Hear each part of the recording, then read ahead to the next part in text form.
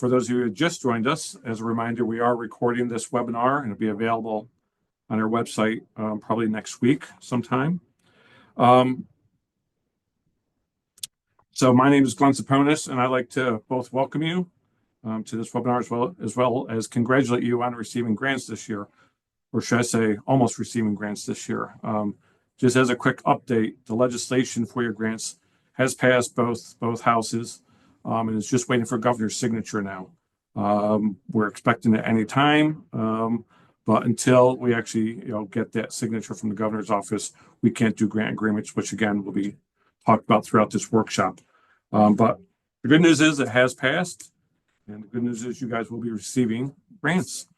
Next slide, please, Kristen. So just a reminder of our mission, and that's to advance historic preservation in New Jersey for the benefit of the future generations through education, stewardship, and financial investment programs, of which you guys are participating right now, to save our heritage and strengthen our communities. Just as a reminder, our funding comes from a percentage of the corporate business tax, the CBT, along with green acres, blue acres, and farmland preservation. So we're all kind of grouped in with that CBT funding, and it's constitutionally dedicated, which is we struggled long and hard to get that. So it's a great thing that it's committed for us for the future. Next slide, please. So the New Jersey Historic Trust is an in but not of agency of government. Currently, we're within Department of Community Affairs, and we are made up of 12 citizen members appointed by the governor, as well as 3 ex officio members representing the Department of Community Affairs, Department of Environmental Protection, which is the SHPO's office, as well as Treasury. Next slide, please. So, folks, many of who you'll be hearing from today is Historic Trust staff who work hard to make sure this grant process is as smooth and helpful as possible. So again, I want to congratulate all of you for getting a 2024 Preserve New Jersey grant. And at this point in time, I'm going to turn it over to Stephanie to talk about today's agenda.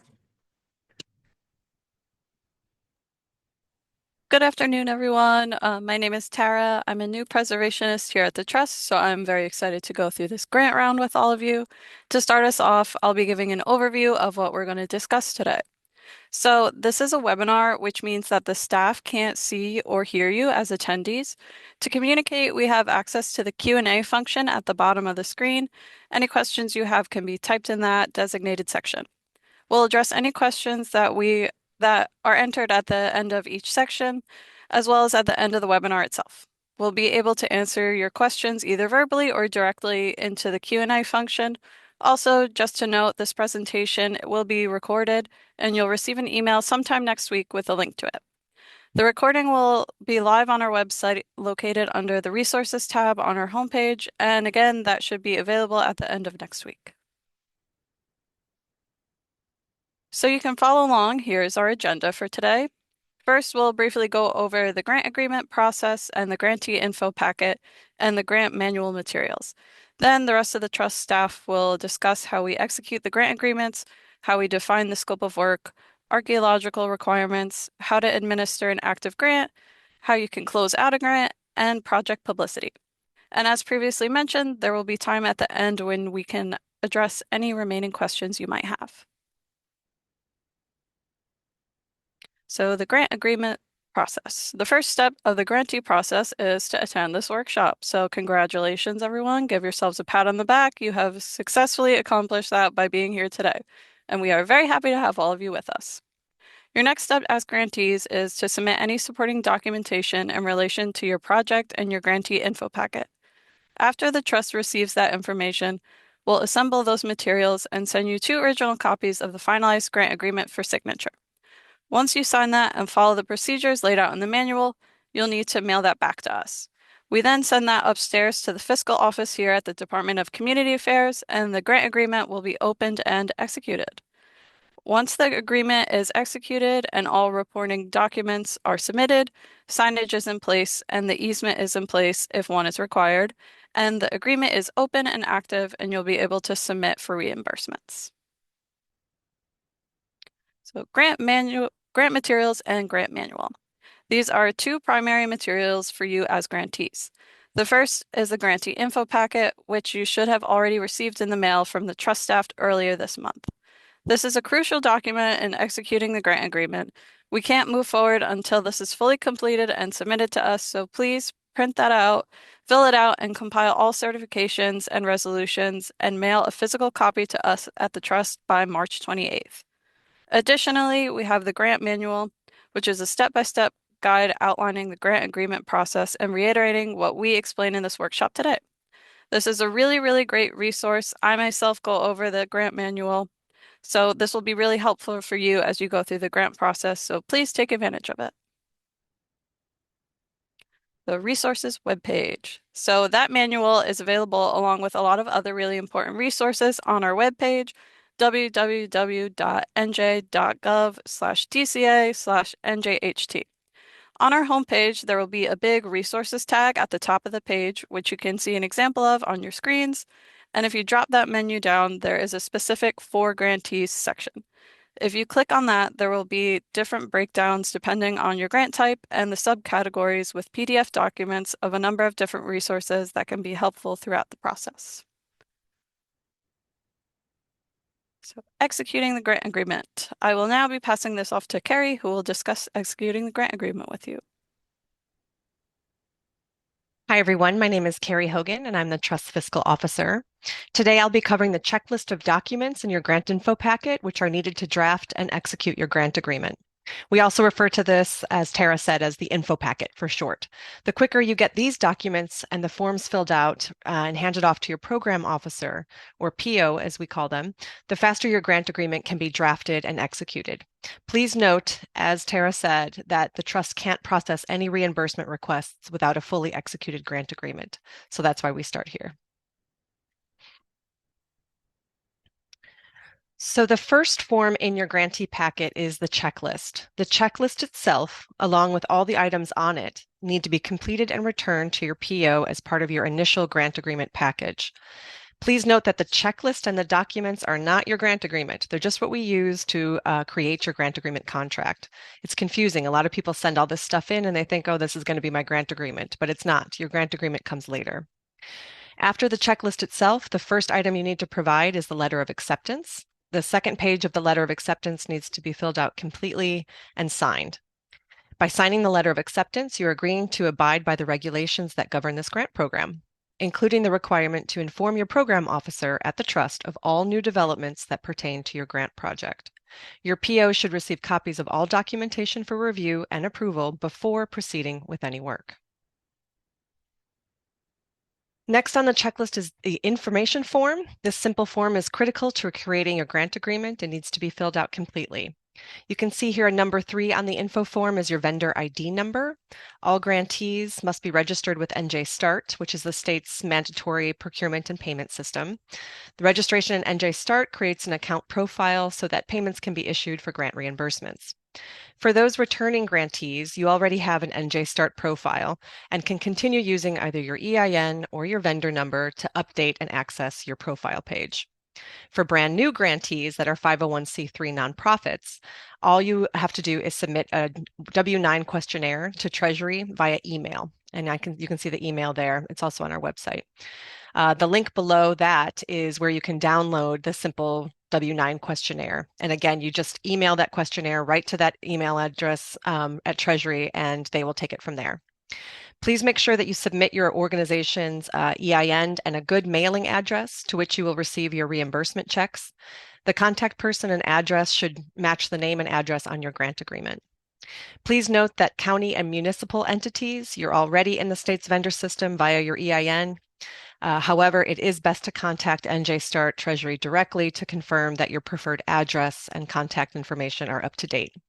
There's a helpline below there. That's the phone number and the email for getting registered and for checking on existing profiles. Please contact them directly with any questions. Also, important to note is that you will have the option to sign up for ACH or automatic payments. These are electronic payments that deposit grant reimbursements directly into your organization's designated bank account. So instead of waiting for a paper check to come in the mail, your approved reimbursement moves automatically to your chosen business account. Again, if you need any assistance setting this up, please email them directly and the contact that's listed here. Electing ACH can expedite payments by approximately 2 weeks, so it's worth looking into. Next on your checklist is the proof of insurance. All grantees must maintain insurance coverage for the entire term of the grant agreement. Grantees must provide a COI Accord Certificate of Insurance to the trust. This is a standard document that insurance companies are very familiar with and will easily provide to you. So get in touch with your insurance company now and let them know that you need one. Usually they can provide one same day. Please note that the New Jersey Historic Trust must be named as additionally insured in that lower left box that's got a big red arrow to it. Make sure that we are there in that Accord document, and please include your project number on the certificate. This way we can match up any subsequent Accord certifications to your project file. Grantees must submit a COI Accord to the trust before the grant agreement can be executed. Missing or incomplete information on the COI will delay the process. Next is the all-important Attachment E Governing Body Board Resolution. Your governing body or board needs to pass an official resolution certifying the amount of the grant you have been awarded and identify by name the individual authorized to sign your grant agreement on your organization's behalf. The person named in Attachment E resolution must be the same person who ultimately signs your grant agreement.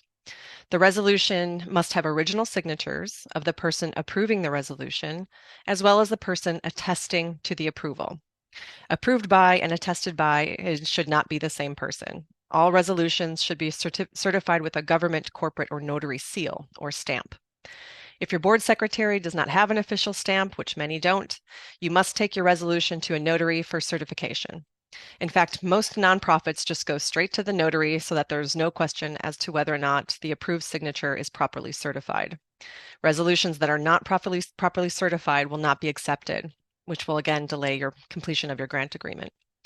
Resolutions can take some time to set up, so please get your resolution on your next governing board meeting agenda. Next is Attachment G, Statement of Adequacy of Accounting System. This is really important. Your CFO or treasurer must review the requirements of the grant agreement, including state required audits and reporting, and then sign this form. By signing this form, your financial officer is agreeing to be responsible for establishing and maintaining the financial statements of your grant. Your CFO treasurer is also the same person that certifies reimbursement requests and signs all payment vouchers for the state. Please note that your CFO treasurer that signs this Attachment G cannot be the same person authorized by resolution to execute the grant agreement. This provides the necessary checks and balances for healthy accounting. And that's everything on the checklist. Remember, your grantee info packet is due to your PO by March 28th. Once you have completed all forms correctly, you will then surface mail your grantee info packet to your program officer at the trust so that they can prepare your grant agreement. 2 copies of the grant agreement will be sent to you for signature and return. Upon return, both copies will be signed by Glenn Saponis, our executive director, and then move on to the fiscal department at DCA Community Affairs for them to sign as well. They will then establish an account for payment, and we will mail you back one full original copy of the grant agreement. One will also be kept here at the trust's office. Please make sure that your copy of your grant agreement is somewhere safe and easily accessible. It is a living document and should be used by the project contact and team as a guide for compliance, reporting, submitting reimbursement requests, and following mandatory audit guidelines. So it's pretty important that you know where it's at. Do you have any questions?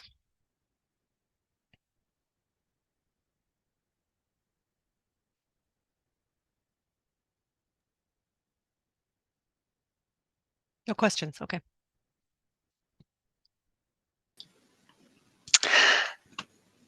Good afternoon. Oh, sorry. Sorry, we did have a question from Dante. Does the org secretary also need to sign if we are going the notary route? No. If you're going the notary route, that's fine. That's sufficient as long as it's attested properly and the signature is done with the notary. That's fine.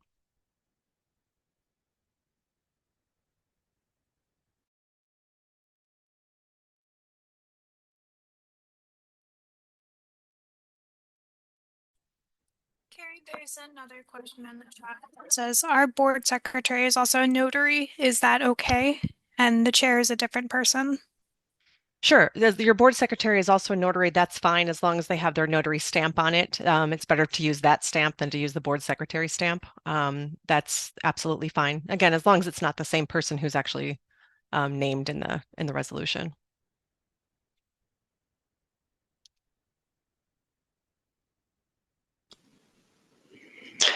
All right. Good afternoon, everyone. My name is Stephanie, and I'm a program officer here at the Trust, and I'm going to be taking us through defining the scope of work. So the main component of the grant agreement that deals with the scope of work is attachment D1, and this form establishes the project that's being funded and the costs associated with each component of that project.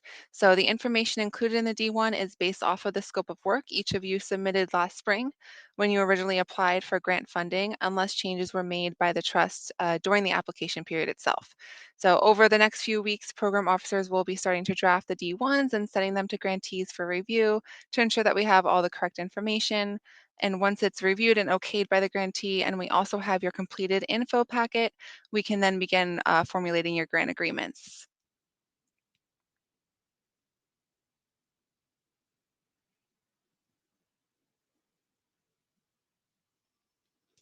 Now I'll walk us through each component of the D1, which you can see a snapshot of the first page here on this slide.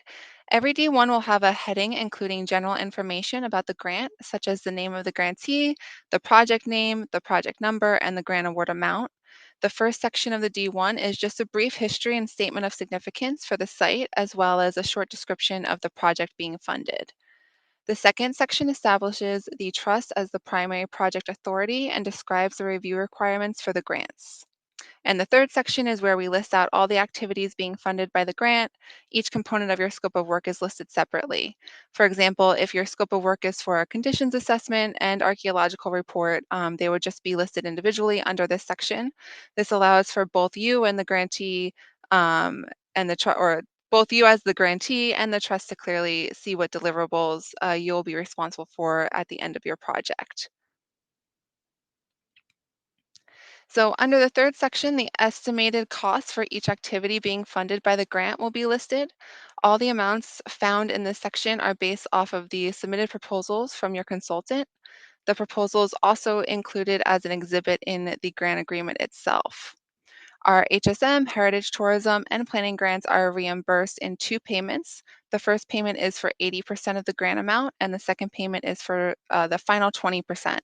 That second payment is received upon the closeout of the grant. The dollar amounts associated with those reimbursements will be provided in your D1 itself. The final component of the D1 is the project schedule, which you can see at the bottom here. The arrow is pointing right to it. These are important dates associated with your project, including the commencement date of your grant and the expiration date of your grant. I recommend keeping these on hand or posted somewhere you can see them so you're aware of all the deadlines and can plan your grant-funded work accordingly. So here we have the project schedule for our 2024 HSM Heritage Tourism and Municipal Planning grants. The schedule is based off the day the governor signs the appropriation bill for these grants, which, as Glenn mentioned previously, has not happened yet, but we're hoping that'll happen sometime soon. The date that it's signed will be known as your agreement commencement date. So for most of you, the date the bill is signed will also be considered the work period commencement date. And for those that started work prior to this date, we just ask that you let your program officer know that date you actually began work so that we can add that to your D1. From there, we have 18 months to execute the grant agreement, and this is known as the agreement execution date. You must begin work within 18-month period. This is your project commencement deadline. For this grant round, that date will be the date the bill is signed this year in 2026. So we do recommend that you execute your agreement sooner rather than later. you won't be able to receive your initial reimbursement until the grant agreement is fully executed. The funded project must be completed within 2 years of the agreement commencement date, so by the bill signature date in 2027. And the agreement itself will expire 3 years after the agreement commencement date on the signature date in 2028. This allows you an extra year after the work is completed to close out the grant. Extensions on these grants are not assumed and are only advised in extenuating circumstances. They must be requested and then approved by our Grants and Loans Committee. So we encourage working closely with your consultant to ensure that you follow these deadlines and dates as closely as possible, because it may be hard to get an extension if your agreement expires. In addition to defining your scope of work, we also use the D1 to identify your project team. All consultants working on the grant-funded project must be approved by trust staff and must meet our professional qualification standards. If you included resumes and project proposals from consultants in your original application, they are considered approved unless you have been informed otherwise. If you did not include consultants in your original application, you must submit resumes and project proposals to your program officer to have them approved by the trust before work can begin. If you're unsure of your project team, if your project team is appropriate or if they have been approved by the trust staff, please contact us and we'll put you in contact with your program officer. When you submit your initial reimbursement request, we do require a copy of a signed agreement or consultant contract, and we'll need to have this on file to process your reimbursement. The trust has project requirements for all funded work. All work must meet the Secretary of the Interior standards for the treatment of historic properties. A large part of your program officer's job is to review the submitted work to ensure it meets the standards. Consideration of archaeology or the archaeological potential of your site is required for all preservation planning documents, and my colleague Alexis will go into more detail about that shortly. Finally, all preservation plans and historic structure reports funded by the Trust must meet the content requirements laid out in our preparation guide. It's extremely important that the grantee as well as the consultant are aware of the requirements listed out in the guide, because it's what the program officers use to review those types of documents. There's a checklist of required sections and information within that guide, so we highly recommend reviewing it. And the preparation guide second edition can be found on our website under our resources tab in the for grantee section. If you have any trouble locating it at all, please let us know, and we'll be happy to either provide you with a direct link or a PDF copy. Lastly, the state of New Jersey has requirements that our grantees need to comply with, and they are all explained in tab 3 of your grant manual. These requirements can be somewhat nuanced and complex, so it's really important that your CFO reviews tab 3 of your grant manual in depth to familiarize themselves with the requirements. One of the requirements is the audit requirement. If your organization receives more than $100,000 in state and or federal grants in any given fiscal year, you'll be required to submit an audit.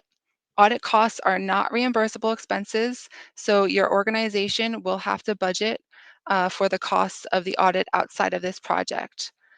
Our grants also have an affirmative action requirement. Our grantees, their consultants, and contractors are required to comply with the state of New Jersey's affirmative action laws. It's especially important that you have the non-discrimination language and policy in any proposals or contracts related to your grant-funded activities. Your consultants are going to be required to show proof of compliance to the State Contract Compliance Unit through the Department of Treasury. There are a few ways they can demonstrate this compliance, and more information regarding that can be found in the grant manual itself. If you have any specific questions about the affirmative action compliance, they can be directed to the Contract Compliance Unit. So that concludes this section. Are there any questions before we move on to the archaeological requirements? I see nothing in the Q&A chat yet. Give it another minute or two. Okay. All right. If not, I will pass this along to my colleague Alexis, who will discuss archaeological requirements. Good afternoon, everybody. I'm Alexis Alamy, and I'm the Trust Staff Archaeologist. I'm going to briefly review the archaeological requirements of trust-funded projects, which are in place to comply with laws and regulations that protect archaeological resources, including the Secretary of the Interior Standards and Guidelines for Archaeology and Historic Preservation, as well as with the New Jersey Register of Historic Places Act. So when is archaeology required? The advanced consideration of archaeology will ultimately benefit your organization and resource, and we encourage it regardless of whether it's actively required. Many of you in this grant round have already taken archaeology into consideration, are aware of the requirements, and even have proposals submitted and work plans in place, so well done. But if archaeology is required and has not yet been addressed, we'll be reaching out as your D1 scopes of work are being put together to sort that out with you. We know that many historic site management grants involve activities that lay the groundwork for future capital endeavors. So to that end, I wanted to offer some friendly reminders that you may be required to address archaeology in some of your work products. And this includes within preservation plans, construction drawings and specifications, planning documents that outline future ground disturbing activities, and a variety of other documents. Not every project listed above will require archaeological consideration, and the extent to which archaeology will need to be addressed may vary on a site-by-site and project-specific basis. So just remember to keep in touch with your program officer to make sure requirements, if any, are being met. And for your consideration as you continue to manage your historic resources, trust-funded projects require the consideration of archaeology for projects involving ground disturbance. I won't read this full list, but some examples of the kinds of activities that have required archaeological consideration in past trust projects include the excavation of trenches for utility service and site drainage, excavation related to ADA site improvements, and the construction or expansion of walkways, driveways, and parking areas. If you're actively planning for any of these projects and are considering trust funding for any of them or others that may cause ground disturbance, please also remember to keep potential archaeological requirements in mind well in advance of construction. If archaeology is a component of your project and you haven't done so already, your next step should be to select a qualified professional archaeologist and involve them in your project early on. After meeting with them to discuss the project, you should solicit a proposal from them which describes the planned archaeological approach. Additionally, the trust must be provided a work plan for review prior to proceeding with the investigation. The proposal and the work plan may be submitted simultaneously or in stages. After being approved, archaeology should begin, and the resulting report must be submitted to the trust for review. The trust will submit final approved reports to the Historic Preservation Office on your behalf. Keep in mind that archaeology may need to be completed in phases. So, for example, you may have had a Phase 1 survey completed, which includes a need for additional survey as a recommendation. Please be sure to review the results of previous archaeological investigations and take them into consideration as you make plans for future work to be completed on your site, particularly if you've had the investigation completed in advance of a construction project involving ground disturbing activity. And as always, if you have any questions, please just give us a call. We're happy to talk about your project anytime. Additionally, there are fact sheets available on the Trust website, which answer frequently asked questions, outline some of the survey and reporting requirements associated with archaeological investigations completed for Trust grant-funded work, and guidelines related to the preparation of archaeological monitoring protocols. Consistent with guidance from the Historic Preservation Office, the advanced preparation of archaeological monitoring protocols is required for projects where archaeological monitoring has been approved. So new this year is a fact sheet outlining what should be included in these protocols. But please note that archaeological monitoring is not the same thing as phased investigation and entails the observation of construction activity by a qualified professional archaeologist. So be sure to consult with us first to determine what may be appropriate for your particular project. And I point these fact sheets out for your reference as needed, but as always, and as I've said previously, we're always happy to meet with you to discuss your projects in more detail.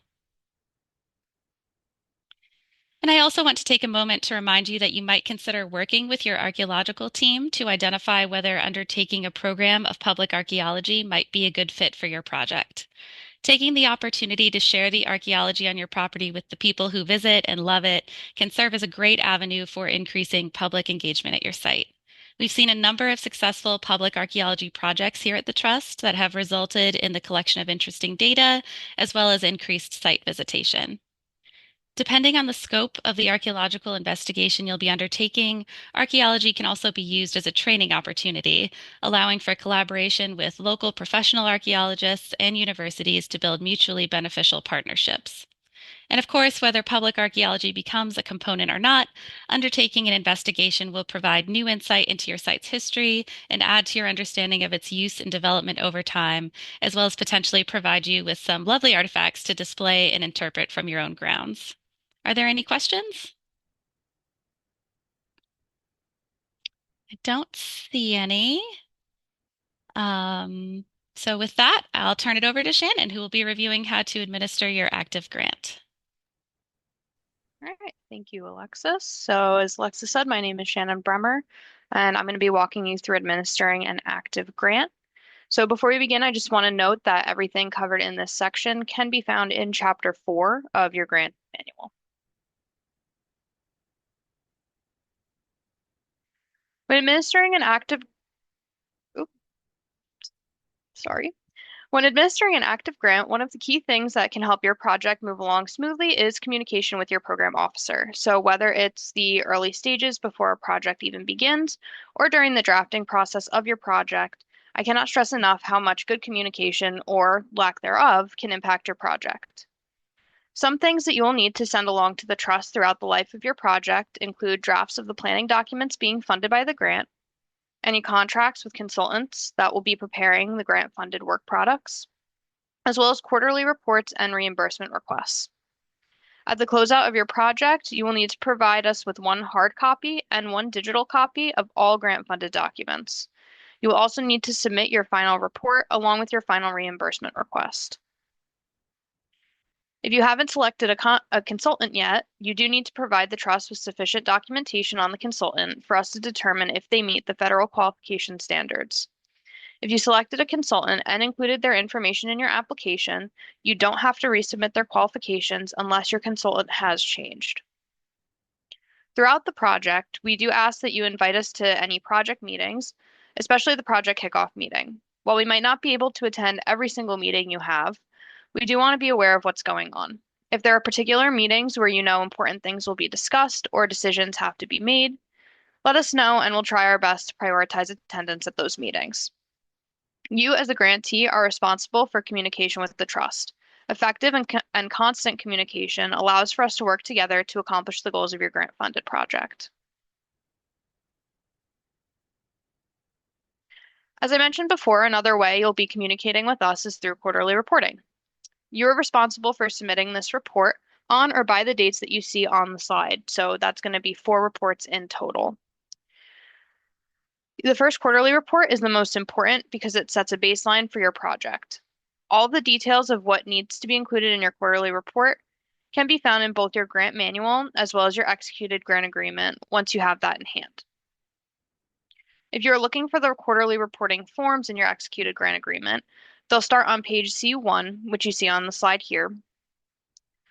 And then you'll follow the checklist at the top of the page to ensure that you have all of the required information, such as your current project status, project narrative description, team list, so the people that are working on the project, your current project schedule, and certification that the report is accurately completed to the best of your ability. You'll also include any submissions that you might have. If there is no reimbursement request, you can submit the report via email.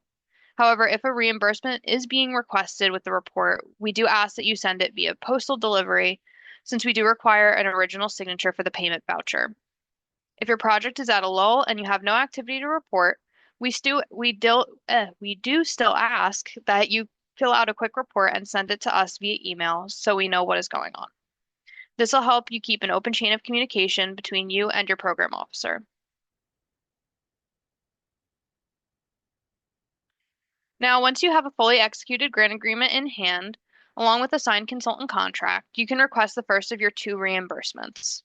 Unlike our capital program, which does reimbursements as you spend money, our HSM, Heritage Tourism, and Municipal, County, and Regional Planning program only has 2 reimbursements, an initial one and a closeout one.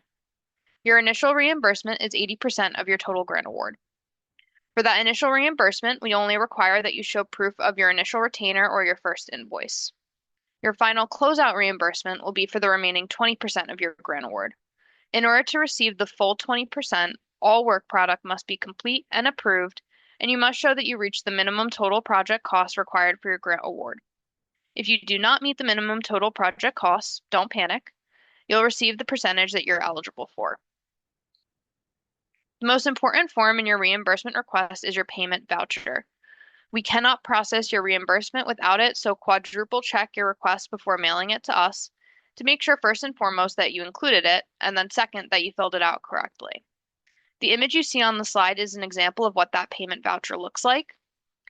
If you copy the payment voucher included in your executed grant agreement, some of the information, such as your project number and name, will already be filled out for you.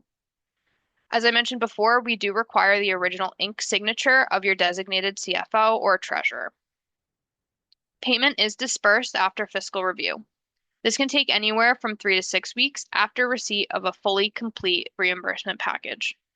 Registering for direct deposit payments through the state's ACH system can help expedite the payment process, so we highly recommend doing that if you're able to. Before any work product can be considered final, it must be reviewed by the trust to ensure that it meets the Secretary of the Interior standards, as well as our preparation guide for preservation plans and HSRs, if those are the documents that are being funded. Once you have at least an 80% complete draft of your work product, they must be sent to your program officer for review and comment. If we are funding construction documents or design documents for future capital work, and you would like more input during the process to ensure that everything meets the standards, we do absolutely recommend working with your program officer more regularly than just submitting a single 80% draft. Please allow for at least 4 weeks for review and comment.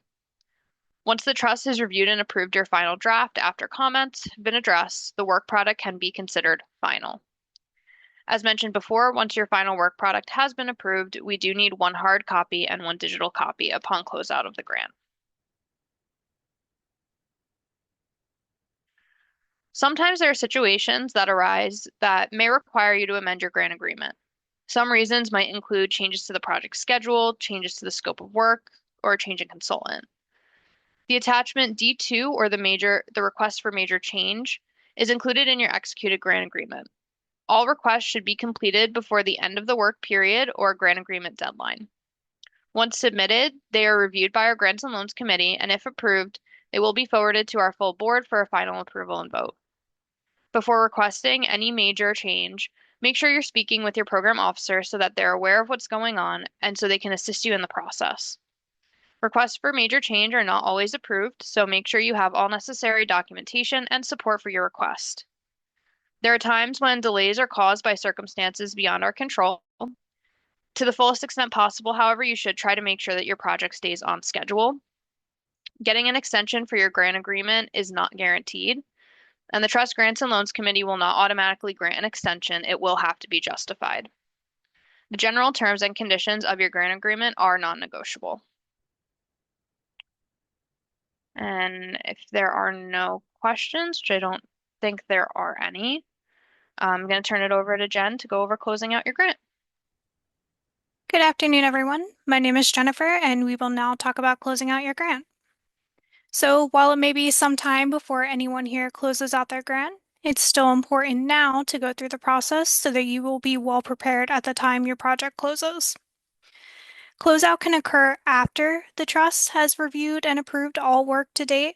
This process is very important because you will not receive the remaining balance of your grant until you submit completed closeout paperwork. And let me repeat, you will not receive the remaining balance of your grant until your closeout paperwork is submitted and approved by the trust.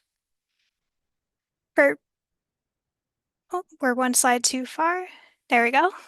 For historic site management, heritage tourism, and MCRP grants, you must submit all final deliverables from your approved scope of work to your program officer.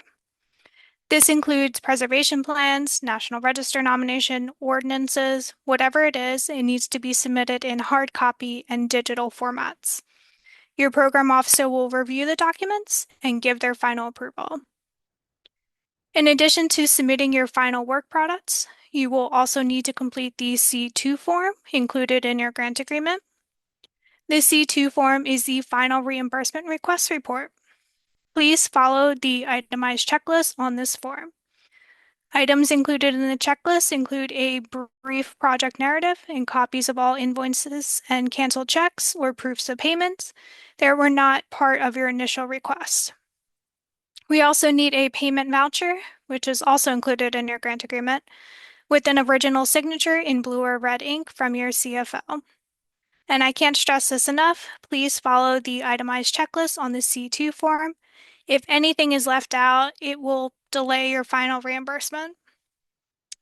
And once everything is submitted and approved, your program officer will then be able to file the paperwork for the disbursement of the final 20% of your grant award. If you want more information, Chapter 4 of the grant manual has great descriptions on how to complete the closeout forms. And as always, if you have any questions or concerns, please call or email your program officer. And it seems like there are no questions, so I will hand it off to Ashley. Hello, everyone. Once again, my name is Ashley Parker. I am a program officer and the Heritage Tourism Coordinator here at the Trust.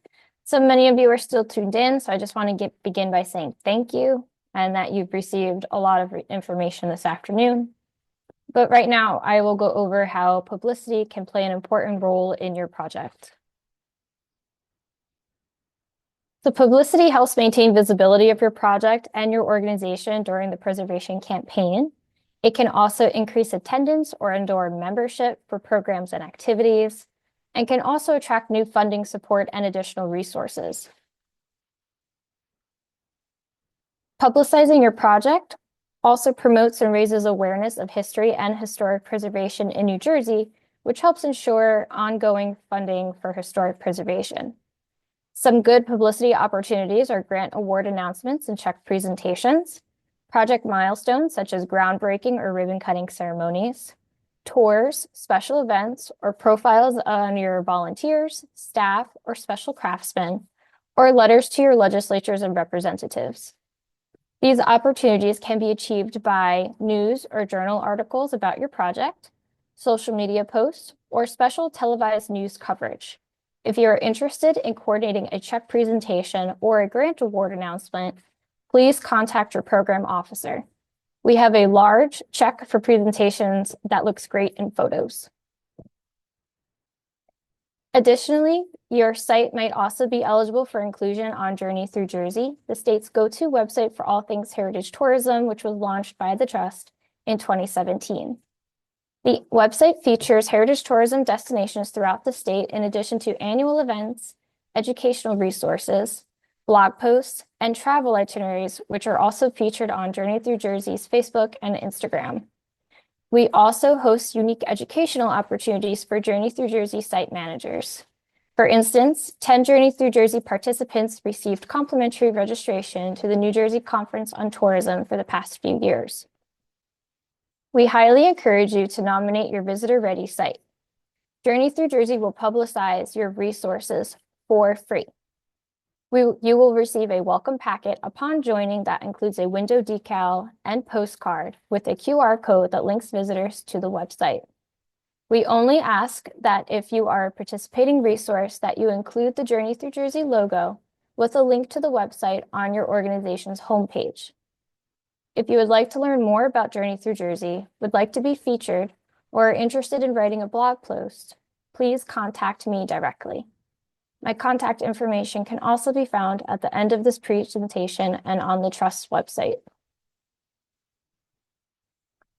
So help us help you promote your project by staying in touch with us. The Trust is active on Facebook, Blue Sky, Instagram, and LinkedIn. We encourage you to tag us in your posts, send us news coverage, progress photos, events, or any other content that you would like us to share. There are no guarantees, but we try to post as much as we can. We also kindly ask that you reshare our posts and link to our website in order to help us raise awareness about funding opportunities and historic preservation in New Jersey.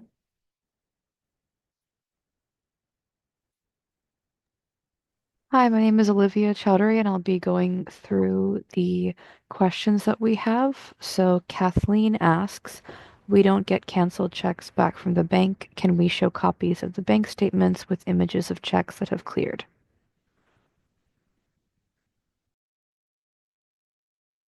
Hi there. Yes, that's fine. That's fine as long as it's from your financial institution and it's not a photocopy of a check that you've written.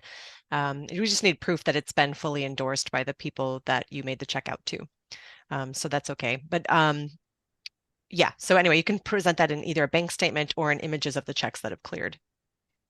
No problem. The other thing we're seeing too, Carrie, are electronic payments directly, which again, there should be a basically electronic statement that they could include to show that as well. Yep, Correct? absolutely. Yeah, a statement works as well as long as it's again from your financial institution and has some tracking information attached to it. That's no problem.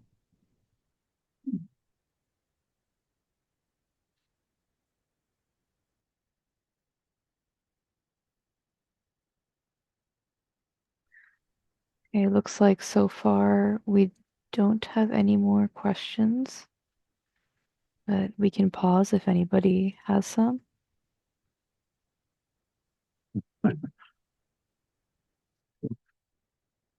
Just if while we're waiting for perhaps some additional questions, actually I checked during the presentation, and the governor still has not signed our legislation. I was hopeful that there'd be a big announcement during this, but not. I am hopeful that within the next week or so that it will be signed, and we'll let you know when that happens so that we can again start generating grant agreements.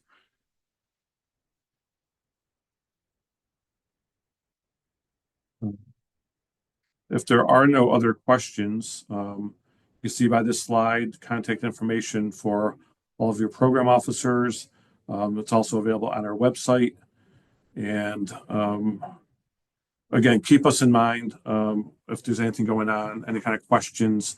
I know some of you are waiting for the official signature by the governor before you get started. However, if you are starting now, in the hopes, or not hopes, but in anticipation of the governor's signature, please keep your program officer apprised of all you're doing.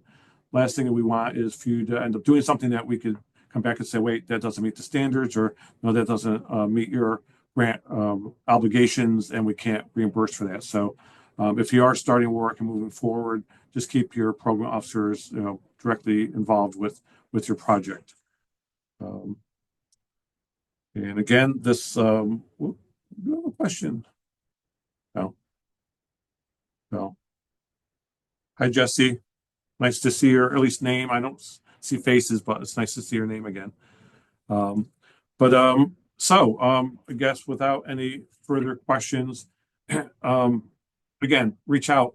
If you think of something, this will be available on our website, both the PDF as well as the taping of this presentation. So you could get that from our website in the meantime. Again, congratulations. Again, it's a highly competitive grant round. So the fact that you got your grants, good for you, means you have both a great project and your application was well put together. So again, congratulations. And I'm sure we'll be seeing you throughout, and let us know if you have check presentations or something like that you want us involved with. All right. Well, thank you, everyone. We have one more question. But I just did my ending. We have one more question from Linda. The manual said that we should hand deliver. Is it okay to hand deliver, or do you prefer mail for the packet?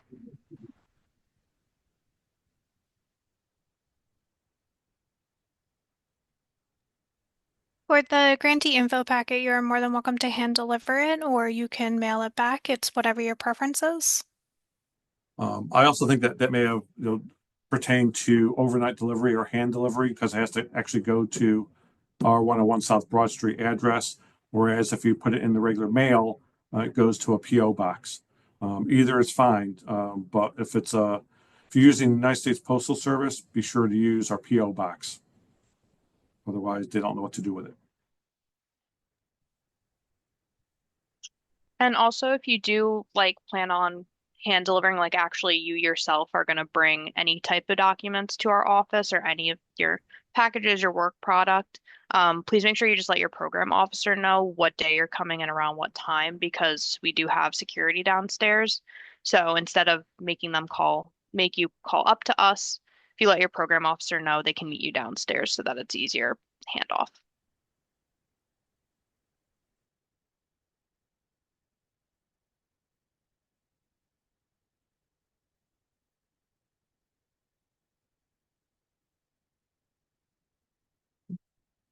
At that, I say thank you once again and congratulations. We'll be working with you and looking forward to it. Thank you, everyone.